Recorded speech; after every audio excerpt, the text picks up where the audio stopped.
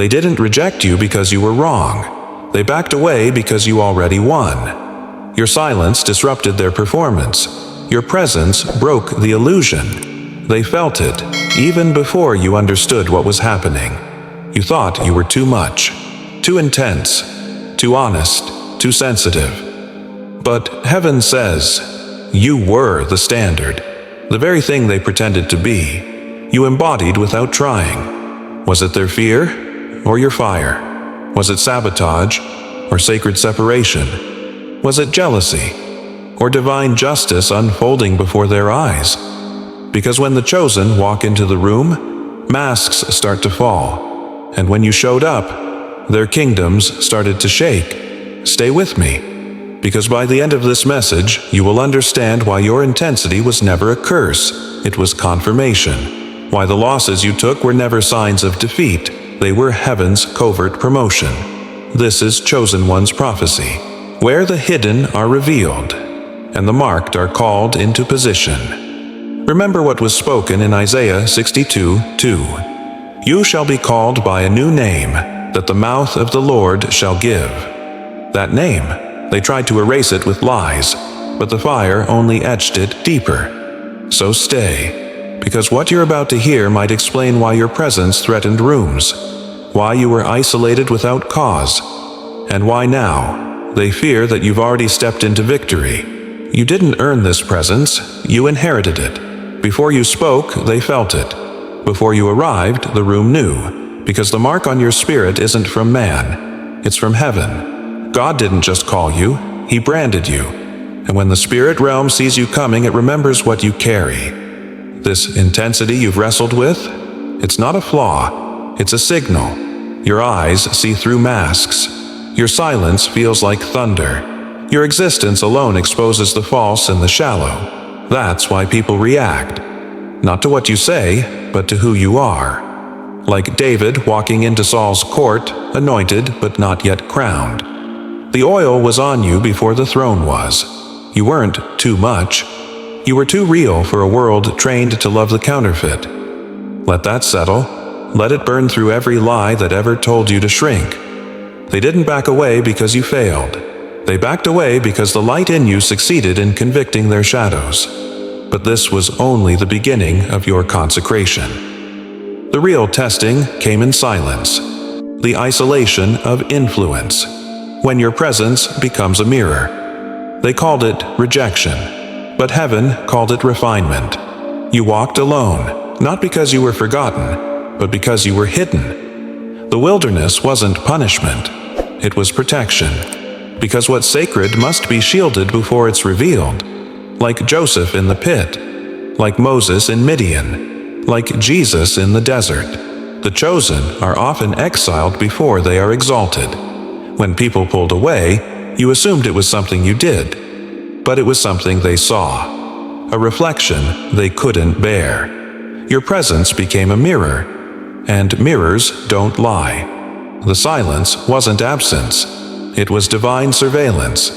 Heaven was watching how you'd respond when applause turned to emptiness. The ones who were sent to support you evaporated, but the Spirit never left your side. Because what you carried was too valuable to be wasted on the wrong stage. And now, the fire begins. Forged in fire, the pain behind the power. The betrayal wasn't random. It was the blade God used to carve out the shallow layers of your identity. You lost people you thought were forever. You faced attacks that made no sense. But each cut was surgical. Each loss was prophetic. Like Esther losing her family, or Job losing everything. The fire didn't come to destroy you. It came to refine you. You were forged in a furnace of injustice, but God was in the fire, shaping you with every flame. You weren't broken, you were tempered. The heat made you holy. You cried in rooms where no one saw. You prayed prayers with no answers. And still, you didn't fold. That was the test, and now comes the consequence, both for you and for your enemies. When chosen ones shrink, the cost of hiding your fire. You tried to dim your light so others could feel comfortable. You learned to hide your discernment. You learned to second-guess your knowing. And in doing so, you delayed your own emergence. Every time you shrank, your spirit grieved. You felt tired not because you were weak, but because you were misaligned. Like Jonah avoiding Nineveh, your delay didn't cancel the mission. It just made the waters rougher. You're not allowed to play small anymore. The fire within you is demanding to be seen. This world is too dark for chosen ones to pretend they're average, and heaven will agitate your spirit until you rise. Let that truth sit, breathe, because the pressure you feel is purpose begging for permission. Cloaked in authority, why you don't need validation. They didn't give you the oil, so they don't get to decide your worth. You don't need a stage to speak truth. You don't need a title to carry power. You walk in unseen authority. You operate in backroom warfare that shakes atmospheres, like Mary carrying the Christ in secret, like Gideon hiding in the winepress. You were anointed in obscurity, yet the realm of darkness knows your name. You are dangerous, not because of your words, but because of your walk. Heaven has assigned angels to your steps. Hell has assigned warfare to your breath. Your authority isn't up for debate.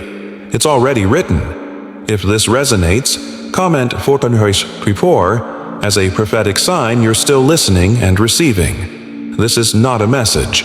It's a marking. Darkness. Confrontation. Why hell targeted you? Early, you were attacked before you even knew who you were. Why? Because hell saw your scroll before you ever read it. The enemy didn't fight you for where you were, he fought you for where you were headed.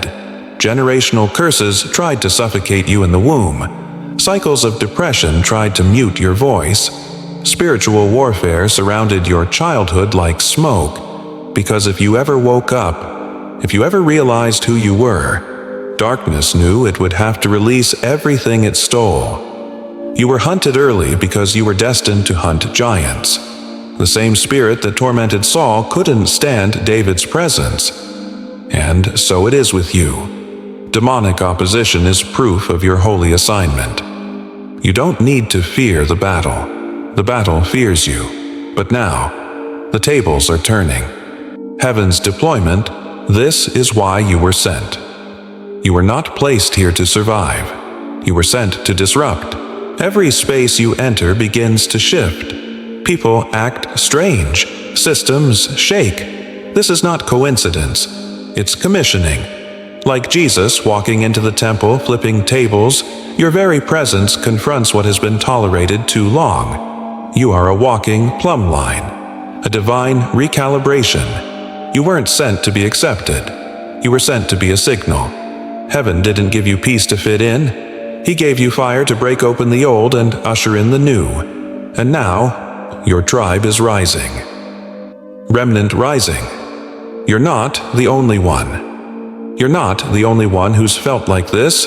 You are rare, but you are not alone. There is a remnant, scattered, scarred, sanctified, chosen in silence, now being summoned by fire. They're finding this message the same way you are, not by accident, but by divine alignment. Like the 7,000 hidden in Elijah's time, God has preserved others who didn't bow to the systems. They've been through the wilderness. They've carried the weight. And now, they're answering the same call. Your tribe isn't coming. They're already watching, already praying, already moving. This is not isolation. This is gathering. But there's one more thing you must know. Because what you carry isn't just for you. The echo effect. What you carry will outlive you. You thought it was about this moment, but it's about the legacy. Every yes you gave in private, every battle you won in silence, every standard you upheld when no one clapped, it echoes across bloodlines, across generations, across timelines. You are the seed that breaks the pattern. You are the whisper that becomes a roar, like Abraham birthing nations, like Ruth birthing redemption. Your obedience isn't just changing your life, it's rewriting realities. You were chosen to echo through eternity. and nothing, no betrayal, no delay, no demon can mute what God has authored through you. Let that echo sit in your spirit, because what happens next changes everything. You weren't too intense. You were too aligned for a world addicted to illusion. They didn't fear your strength. They feared your stillness, the stillness that revealed their chaos, the calm that exposed their control, the fire that needed no flame to burn. You, chosen one, have passed through the silence, endured the testing, held your tongue in the wilderness, and still kept your oil. Now, heaven is opening the scroll, not to call you, but to release you, not to remind you, but to commission you. You were hidden. You were haunted. Now, you are here. You have been marked. You have been resisted. You have already won. And now, you are being released into the earth with fire in your bones and truth on your breath. If you felt this word confirm the weight you've carried in silence, comment 777 now. Let it be your amen in the spirit. Tell us in the comments, which part pierced deepest? Which truth awakened something ancient in you? Subscribe to Chosen One's prophecy, because your scroll is not finished and your tribe is waiting. You are not alone. You are the next echo.